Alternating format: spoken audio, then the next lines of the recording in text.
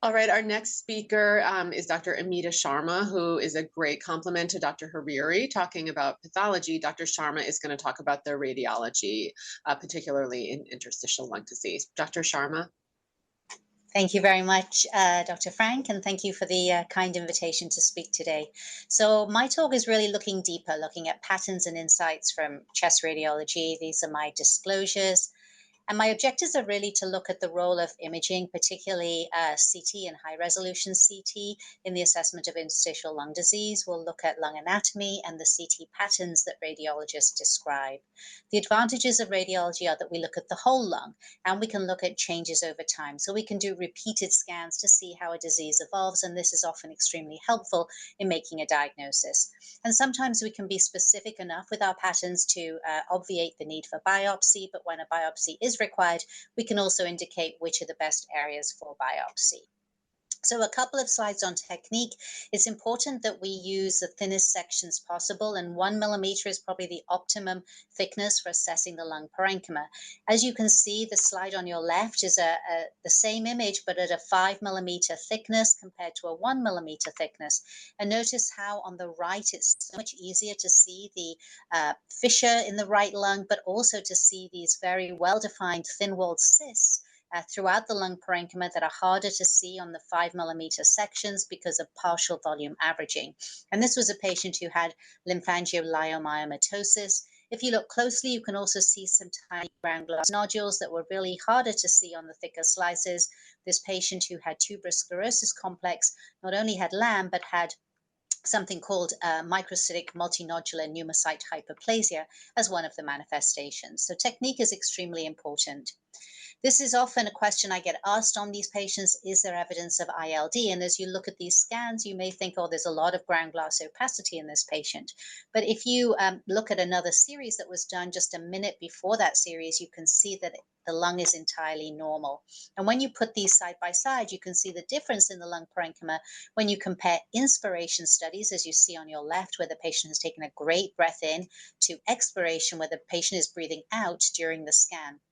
And in order to be able to tell the difference, you need to look at the trachea. If you look at the change in shape of the trachea with expiration, the mobile posterior membrane becomes either flattened or concave, as you see here. And when you see this, you really have to be very careful making a diagnosis of ground glass opacity in the lung, because this is the normal physiologic change during expiration. Similarly, if the patient is breathing during the study, you can get respiratory motion artifact, as you see in these two images here, and that can mimic pathology. In the left upper lobe, you may think that there's evidence of bronchiectasis. You see these two parallel lines. This is actually movement of the normal vessels, and you can also see similar movement that may be mimicking thin-walled cysts in the left lower lobe, and again, that's due to movement of the normal lung parenchyma. And a clue that this is happening is if you look at the fissure. You can see here that there is apparent two left major fissures. We know there's only one, and that's because of the double exposure of that fissure as the gantry is rotating while the patient is breathing. Another question here is there ILD? You can see that this is the site where we see early interstitial lung disease, and you see this area of increased density in the posterior lungs. One of the things that we can be fooled with is dependent density. This is a normal physiologic difference in attenuation when you compare the anterior and the posterior lungs. There's increased attenuation in the posterior lungs. Partial atelectasis can cause that, as can increased perfusion in the posterior lungs. And the way to tell the difference is to compare a supine image, as you see on your left, to the prone image. So the patient has been turned now onto their stomach and rescanned. And notice how that area of increased attenuation in the right lower lobe, when we turn the patient prone, has completely disappeared. So this is gravity-dependent density. It's not interstitial lung disease. So always be careful of physiological changes that can mimic pathology. This is a different case where there are similar increased opacities in the posterior left lower lobe, but notice how when we turn this patient prone, these persist. So there's increased ground glass and reticulation. So this is true pathology, and this is early interstitial lung disease in this patient. So we've heard a lot from Dr. Hariri about how much detail we can see in pathology. We don't see that much as radiologists. We really think of ourselves as macroscopic pathologists. And so the lung anatomy that we see is really at the level of the secondary pulmonary lobule. We can also see areas of interstitium, particularly if there is abnormality of the interstitium. And it's by looking at this lung anatomy that we make most of our diagnoses. So the secondary pulmonary lobule, as you all know, is the functional unit of lung. This is a diagrammatic representation of multiple secondary pulmonary lobules. And so they tend to be between 0.5 to 3 centimeters in size. They contain 3 to 20 acini, which is where gaseous exchange occurs. The centrilobular structures, as you know, are the centrilobular pulmonary artery as it's coming from the heart, dividing up with deoxygenated blood, and it lies parallel with the bronchus, which also divides up to within the secondary pulmonary lobule to lobular and then terminal bronchioles that then open up via the respiratory bronchioles into the alveolar air spaces. So these are the centrilobular structures that run along the center of the secondary pulmonary lobule. And then in the periphery of the secondary pulmonary lobule, we see the pulmonary veins that are taking that oxygenated blood back to the heart. We also see a lot of lymphatics. And then between the two, we see this fine structure, which is the interstitial or intralobular interstitium. So the interstitium has multiple areas. It has the axial interstitium, which is the central interstitium, and that's that bronchovascular bundle that surrounds the airway and the pulmonary artery as it goes into the center. So it goes from the hilar to the centrilobular structures. The peripheral interstitium is really that kind of protective cloak around the lungs, and so the peripheral interstitium takes part in the interlobular fissures, but also as it comes from the fissures in the periphery of the lung, it actually forms the peripheral surrounding of the secondary pulmonary lobule and that interlobular septum. And then, as I mentioned, within those two is the intralobular interstitium, which lies within the secondary pulmonary lobule. So how much of this can we see on a normal CT scan? This is an axial image of the right apex, and it's difficult to see all the interlobular septa because they're really poorly formed and often beyond the resolution of CT. However, when they're abnormally thickened, as you see in this patient with pulmonary edema, you can see those octahedral structures or sort of polyhedral structures that represent the secondary pulmonary lobule. So this is a secondary pulmonary lobule on a CT scan. The interlobular septa are thickened due to pulmonary edema in this patient, and you can appreciate the centrilobular structures, that dot-like pulmonary artery. The bronchiole is hard to see in many of these smaller ones, but you can see these larger bronchioles coming in. And then the intralobular interstitium are these fine lines that you see within that secondary pulmonary lobule. And often when the interstitium is thickened, as you see in this patient with pulmonary lymphangitic carcinomatosis, you can really appreciate those secondary pulmonary lobules throughout the lung parenchyma. So how do we as radiologists assess abnormalities on CT? We look at a number of things. We look at the distribution of disease. So that could be the distribution within the whole lung. So how does it look in a craniocaudal distribution? It could be the distribution within an axial slice. So is the abnormality peripheral? Is it central? Is it along the airways and vessels? And then we can go down to the level of the secondary pulmonary lobule. What is the abnormality that we see according to the anatomy of the secondary pulmonary lobule? As I mentioned, we can look at the changes over time, and really our assessment on CT is an important part of multidisciplinary discussion with you as pulmonologists and pathologists to make that working diagnosis, particularly in difficult cases of interstitial lung disease. So the main things that we see on CT consist of a number of changes. We can see nodules, we can see reticular abnormalities, or we can see changes in attenuation. The attenuation of the lung may increase or it may decrease. So I'll just go through some of those in turn. So just to remind you what a normal lung looks like, this is an axial section in the right mid lung. And this is a coronal section of the right lung. So in a normal lung, we should see arborization of the vessels and airways, which means that they get smaller as they divide from the center of the lung out to the periphery. And then by the time we get to the periphery, the vessels and the airways are actually too small for us to see on CT. And so the subpleural space, which is that kind of peripheral 1 centimeter, should be pretty empty and devoid of any structures. In particular, the fissures should be seen as thin, pencil-thin, sharp structures, as you see here. This is the minor fissure and the major fissure of the right lung. And so by looking at those areas, we can confirm that lung actually is normal as you see in this patient. Now, when we see abnormalities, one of them, as I mentioned, is the nodular pattern. And so the nodular pattern, when we see multiple nodules, we really think about how they are distributed according to the anatomy of the secondary pulmonary lobule. So this, again, is a diagrammatic representation of that secondary pulmonary lobule. And when you see multiple nodules, how can these be distributed? Well, the first one, which is the top left, is a perilymphatic distribution of nodules. And what we mean by that is that it runs along with the lymphatics. And the lymphatics, as you know, run along the bronchovascular bundle. So these little purple rounded structures are the nodules along the bronchovascular bundles.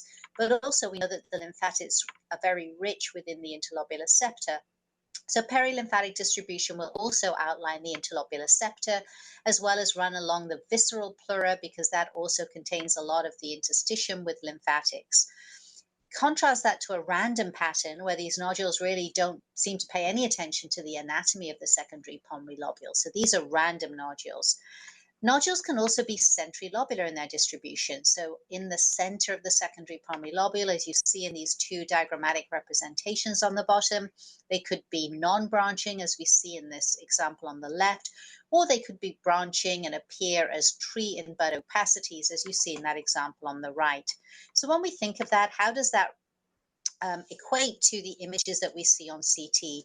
These are diagrams that were loaned to me by my friend and colleague, Dr. Jerry Abbott, who created these beautiful images that show how nodule distribution can be seen on CTs. So on a perilymphatic distribution, we'll see the nodules along the fissures, along the septa, the subpleural space, and the bronchovascular bundle.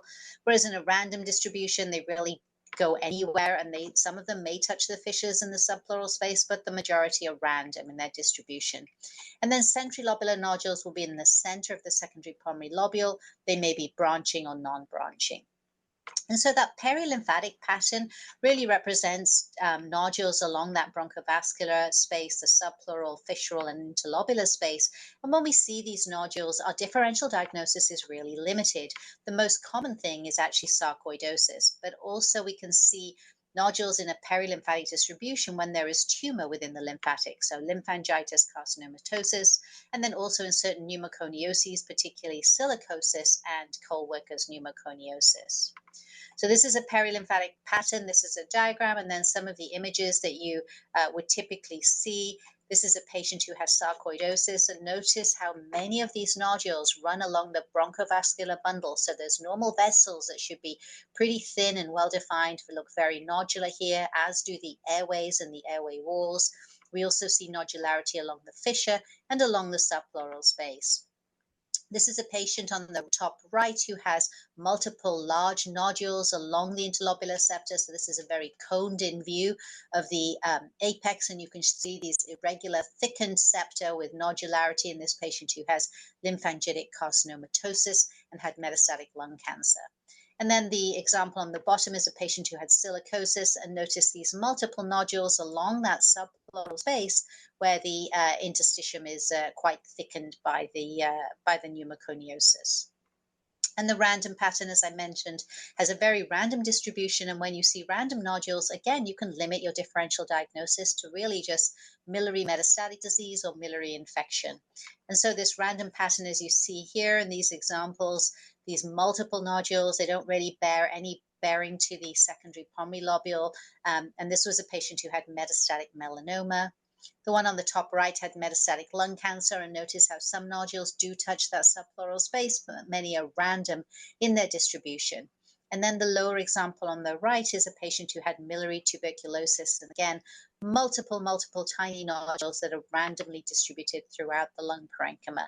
So defining the distribution of nodules really helps in the differential diagnosis. The centrilobular pattern, as I mentioned, is in the center of the secondary pulmonary lobule, and because of that, they're very evenly spaced because they lie within the center of these interlobular septa. Also, because they're centrilobular, they actually don't touch the subpleural space. So they lie about 5 to 10 millimeters from the subpleural space, and they're not related to the interlobular septa. So when we see these nodules, we want to, first of all, confirm they're centrilobular by sparing the subpleural space and fissures, and then decide if they're branching, in which case they would be, as you see here at the bottom of this diagrammatic representation, they look like tree and bud opacities. That really represents fluid filling and inflammation of the small airways, or they may be non-branching, in which case they may represent vasculitis or bronchiolitis, so inflammation of the central structures within the secondary pulmonary lobule. So that branching tree and bud pattern, this is a tree just budding in the spring here in Cambridge, and this tree and bud pattern can be seen with bronchopneumonia, with aspiration pneumonia, with really any infection.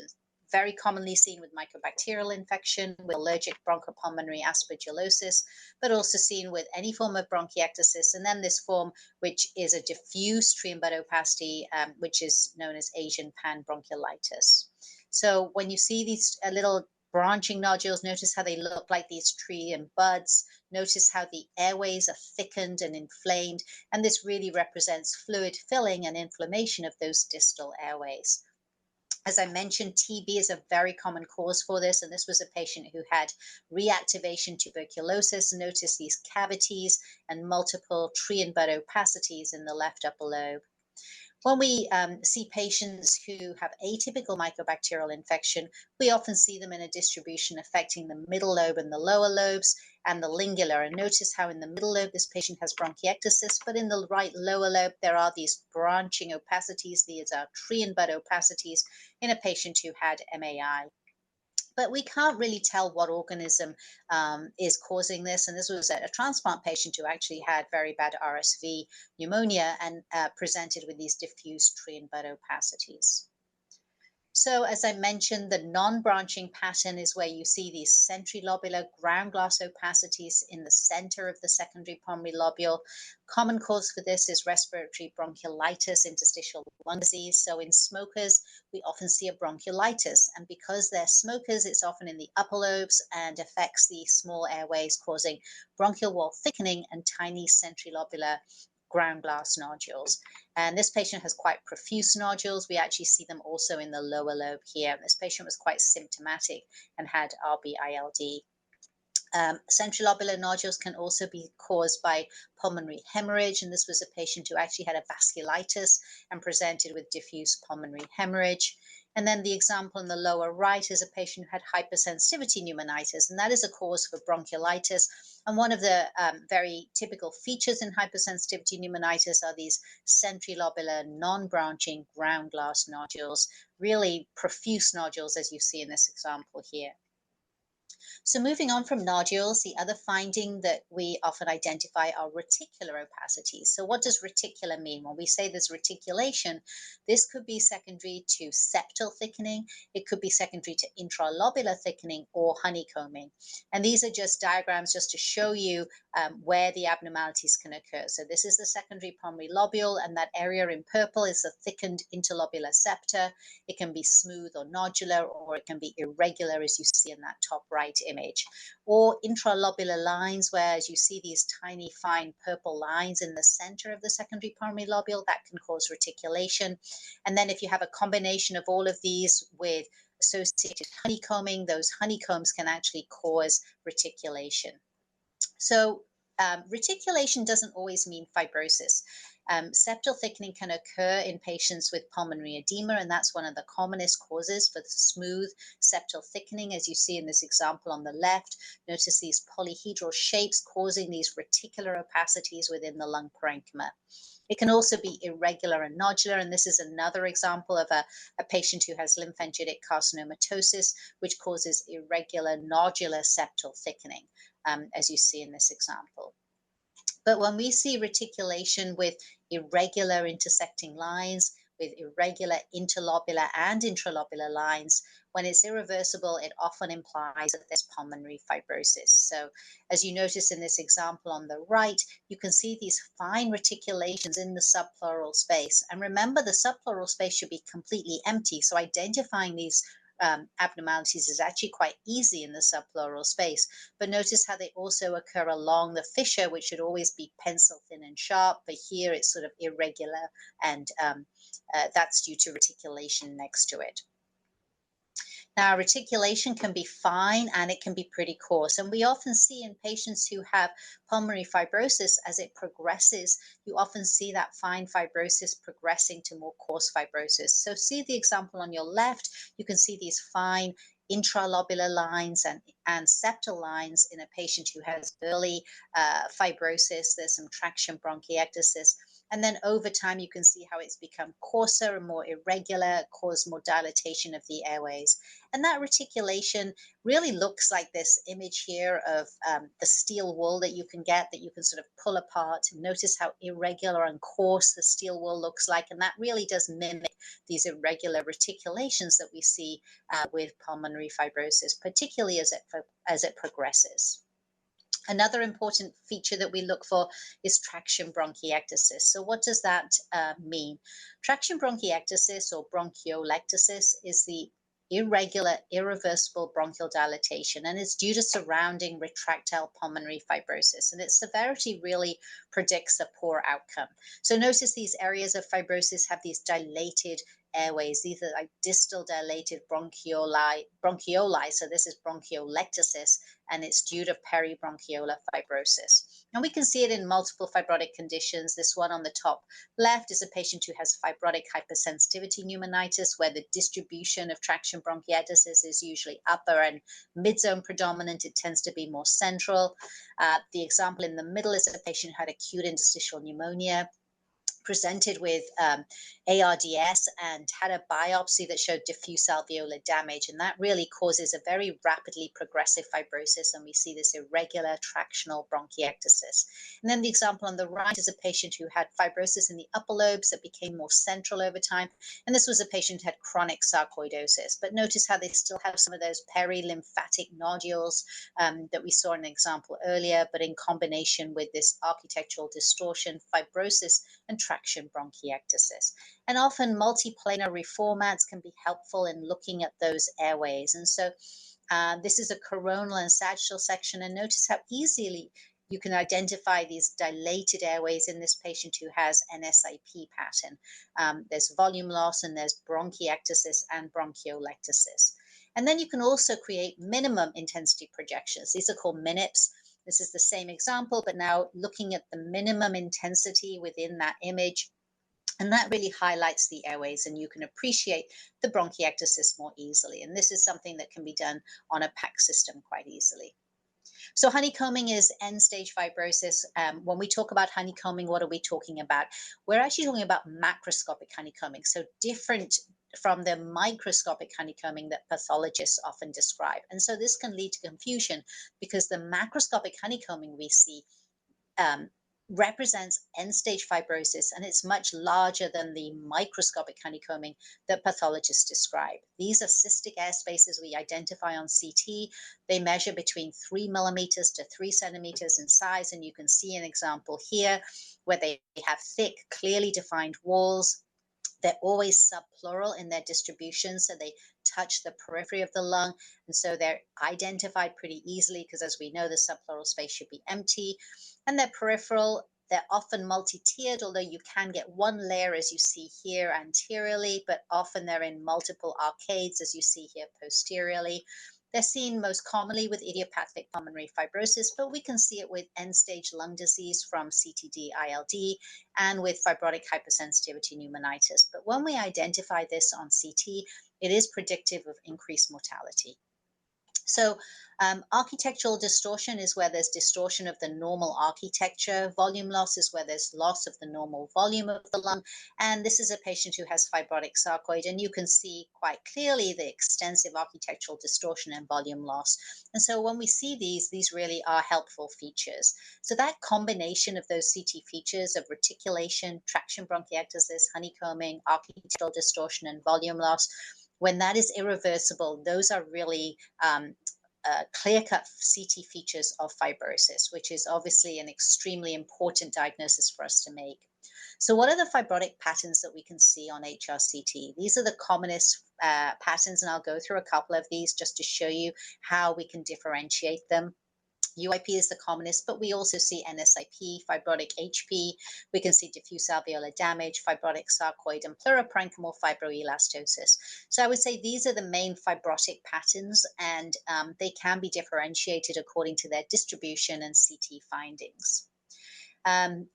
Many of you have read these papers, the diagnostic criteria for IPF by the Fleischner Society, and then similar clinical practice guideline by the ATS, ERS, and Japanese and Asian societies and Latin American societies. So what these show is really how we as clinicians make this clinical, radiological, and pathological diagnosis. And our role as radiologists is to define that radiological pattern of fibrosis. And the reason we do that is because we really think it relates to the pathological pattern of fibrosis. So, what do we mean by that? This is the table that's in both of these papers, very similar tables, and it defines those patterns that we see. So, when we talk about a typical UIP-CT pattern, this is an example on the top right, or a probable UIP-CT pattern. Those really help us define that if you did a biopsy in these patients with a typical UIP pattern, more than 95% are going to show a UIP pattern histologically. With a probable CT pattern, I would say about 80% on average will show that UIP pattern histologically. So the distribution, the features that define the typical CT UIP pattern that you have basal predominant disease. It's subpleural, so it has to touch the subpleural space. And the distribution is often heterogeneous because we know pathologically it has a very multifocal, patchy appearance because of the temporal and spatial heterogeneity. So we see that on CT as well. But when we see the features, we see honeycombing. In order to call it a typical pattern, we have to identify honeycombing in association with reticulation, traction bronchiectasis, and bronchiolectasis, and no alternative features. And we'll talk about this, that there are no features that suggest an alternative diagnosis. Now, if on CT, as you see in this example on the bottom right, you see that basal predominant subpleural distribution with reticulation and traction bronchiectasis, but you don't see honeycombing. Notice how there's no honeycombing in that bottom image, then we would define this on CT as a probable UIP pattern, not a typical UIP pattern where you see honeycombing. And that just has still a predictive likelihood that if you did a biopsy, you would find UIP, but it's around, studies vary, but between 65 to 85% are going to show UIP, as opposed to the typical UIP pattern, which is over 95%. So many patients don't get biopsied if they have a typical UIP pattern. The recent guidelines are that if clinically you don't have suspicion for other diseases and you have a typical UIP pattern, you don't necessarily need to biopsy in those patients. How about an indeterminate pattern? In these patients, we see variable or diffuse distribution of disease. So it doesn't have that craniocaudal distribution that we saw earlier. We may see some evidence of fibrosis, but very inconspicuous features, not as convincing as the other cases. And so here you can see that there is some subpleural reticulation. There's a few little areas of traction bronchiectasis, but doesn't have that craniocaudal distribution as you see on this coronal. Definitely no convincing honeycombing anywhere, and even traction is hard to find. So we would define this as an indeterminate pattern for UIP. If you biopsied this, you'd still see UIP in around 50% of cases, but in 50% of cases, you may see something else. So that's why we call this an indeterminate CT pattern. And then a non-IPF diagnosis is where we see features that make us suspicious that we're not dealing with IPF as the underlying diagnosis. So what are those? Well, we may see an upper lung or mid-lung predominant fibrosis. We may see distribution that's along the bronchovascular distribution, or we may see subpleural sparing. So all of these really don't fit with a UIP pattern of pulmonary fibrosis. We may also see some consolidation, ground glass opacities, or mosaic attenuation with some sharply defined air trapping on expiration, cysts, or diffuse nodules. So this example on your left, you can see that there are many features here that would make us suggest that this is not an IPF pattern. We don't see the right distribution of disease. We see lobular lucencies. We see way too much ground glass opacity. We see some central bronchiectasis, but really nothing much in the periphery. So this would be suggestive of a non-IPF diagnosis. And on the right, we see multiple nodules. We see multiple cysts. Again, we wouldn't make the diagnosis of a UIP CT pattern with either of these cases, and they would need further evaluation, and you may need to go on to lung biopsy for full diagnosis. And then we have a specific pattern that we've started to recognize in patients with connective tissue disorder related ILDs. And that is when we see profuse honeycombing in the lower lobes, but there's a very abrupt transition between abnormal and normal lung, as you see here, such that on the sagittal reformat, you can see this area, which we call the straight edge sign. So it's very straight. Difference between abnormal honeycombing and then normal lung. And then also the anterior upper lobe sign, you may have heard this described. And what it means is in the anterior portions of the lung, we also see quite a lot of fibrotic lung disease. So this is, again, not a typical distribution for an IPF pattern. And so when we see this, we really suggest either connective tissue disorder related ILD, but also ANCA-associated vasculitis can also cause a similar pattern. Now, hypersensitivity pneumonitis, there have been a number of very important publications that give us criteria for diagnosis and guidelines. And so I just want to show you what the CT patterns will be in this. So we use a number of terms when we're diagnosing hypersensitivity pneumonitis, and we've gone through these earlier. We see centrilobular nodules, we may see ground glass opacification or mosaic attenuation, and then the 3-density sign, which is an example here you see on your right, where we see multiple densities in the lung parenchyma. It used to be called the head cheese sign, except no one really knew what head cheese was, and the people who knew it realized how disgusting head cheese is. So we changed it to the 3-density sign, and that is the densities are these increased density, which is this ground glass, decreased density, which is this lobular lucency that you see well in the left lower lobe, and then relatively normal density, which you see anterior in the right lung anteriorly. So those make up the 3-density sign, and when you see that, it does suggest that this could represent hypersensitivity pneumonitis. And then air trapping. So this is a patient who had an inspiration study and an expiration study, and notice how on the expiration study, the mosaic attenuation, those areas of relatively lucent lung really stand out a lot more, and that's because there is air trapping. These areas should normally decrease in volume and increase in attenuation on expiration, as do their sort of neighbors here. But these areas staying black and large really represent areas of lobular air trapping. Again, an important sign with hypersensitivity. So when we're looking at hypersensitivity pneumonitis, we see non-fibrotic and fibrotic forms. And when we see those non-fibrotic forms, we look for centrilobular nodules, mosaic attenuation, and then lack of alternative features. And then the fibrotic forms are really a combination of these centrilobular ground glass nodules and mosaic attenuation, but also evidence of fibrosis. This is a similar table from the ATS document that really says the same sort of thing. So these are both examples of patients with fibrotic hypersensitivity pneumonitis. Notice how you have these different attenuations within the lung. We have areas of increased attenuation. We have areas of relatively decreased attenuation. We have some reticulation, some septal thickening. But in addition to that, we have traction bronchiectasis that's far more central in its distribution. And then if you look closely, there are tiny, tiny centrilobular nodules within these secondary pulmonary lobules. So that combination of findings is really characteristic of fibrotic hypersensitivity pneumonitis. So moving on to the next abnormality we see on CT, we often see increased attenuation. Increased attenuation could be ground glass or it could be consolidation. And what does that represent? Well, it represents a number of things. If we go back to our secondary pulmonary lobule, remember that should normally be air-filled. So airspace opacity could be filling in of that secondary pulmonary lobule by increased fluid for various reasons. Or it could be thickening of the intralobular interstitium. So fine fibrosis can cause increased attenuation on a CT scan. It could also be changes in blood volume. So shunting through an area can cause increased attenuation, or partial collapse of that area of lung. So loss of aeration or atelectasis can also cause increased attenuation. So remember that increased attenuation can be due to many things. And increased attenuation can be either ground glass, where there's partial filling, or consolidation, when there's complete filling of these secondary pulmonary lobules.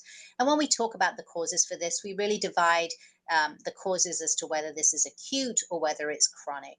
And on this image of the right lung, you can see the difference between ground glass opacity that you see anteriorly, where you can actually still see the vessel pattern through these areas, compared to consolidation that you see posteriorly that's far denser. And notice how the vessel pattern has disappeared. You just see the airways running through, but the vessels that we know run next to it, that you can clearly identify in areas of ground glass, cannot be identified in consolidation. So the distribution as well as the chronicity of the disease can help us in terms of our differential diagnosis. Goodbuster syndrome, where we see chronic pulmonary hemorrhage, often shows diffuse ground glass opacities that can be very central in their distribution with associated septal thickening. Whereas when we see peripheral consolidation, that's a very typical appearance of organizing pneumonia or chronic eosinophilic pneumonia. So the distribution would be helpful in that differential diagnosis. And then the example on the right is where we have a very geographic distribution. Notice how we have areas of ground glass opacity here centrally, sharply separated from areas of normal lung, as we see peripherally here. And within those areas of ground glass opacity, there's this typical crazy paving pattern where you see thickened interlobular septa, but also intralobular lines that gives it that sort of crazy paving appearance that was classically described with pulmonary alveolar proteinosis. So looking at the distribution of disease and the associated features can really help us. Now, this was an appearance that we're all familiar with in the last few years. We've never seen it before, but we were starting to see these sort of multifocal peribronchiolar and peripheral ground glass and consolidated opacities in patients who had COVID-19 pneumonia. So a very typical appearance. It was such that we were almost able to make the diagnosis just on the scans. However, when we started looking at these patients, we noticed that actually the same appearance can be mimicked by lots of other things. So we see an almost identical appearance in patients with influenza.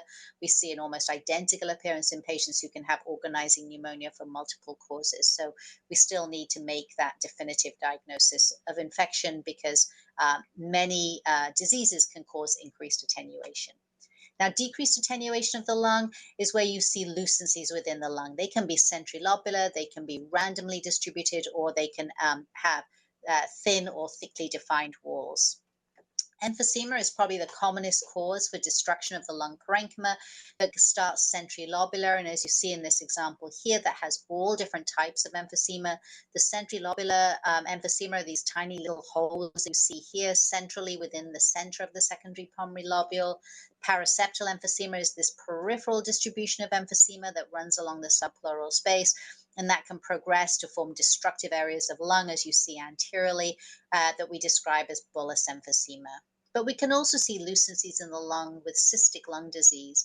So this is where the lung is destroyed and there are areas of lucency with well-defined walls. So that differentiates cystic lung disease from emphysema, because cysts have either thin or thickly identified peripheral walls. When we have a diffuse distribution, as you see in this example on your left, this is typical for lymphangioliomyomatosis.